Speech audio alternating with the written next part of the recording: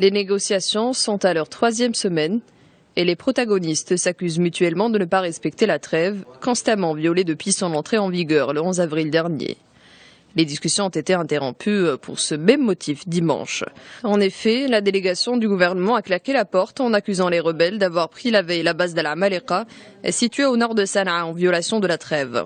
Les discussions ont quand même repris mercredi après la mise en place d'une commission d'enquête qui, selon le médiateur de l'ONU, Ismail Weldeshir Ahmed, doit soumettre ses conclusions aujourd'hui. Nous avons appris que des violations du cessez-le-feu ont été commises ces 2 derniers jours, ce qui est inquiétant. Mais ces violations ne devraient pas affecter les négociations de paix.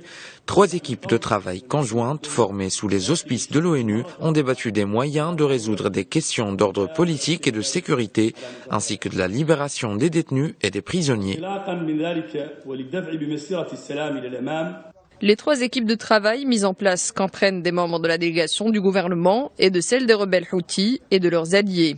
Ils se pencheront sur un éventail d'objectifs dans l'introduction d'un cessez-le-feu durable à l'échelle nationale, l'introduction de mesures de sécurité provisoires, la restauration des institutions publiques et de leurs fonctions sous le contrôle de l'État, en plus de la reprise d'un dialogue politique national inclusif.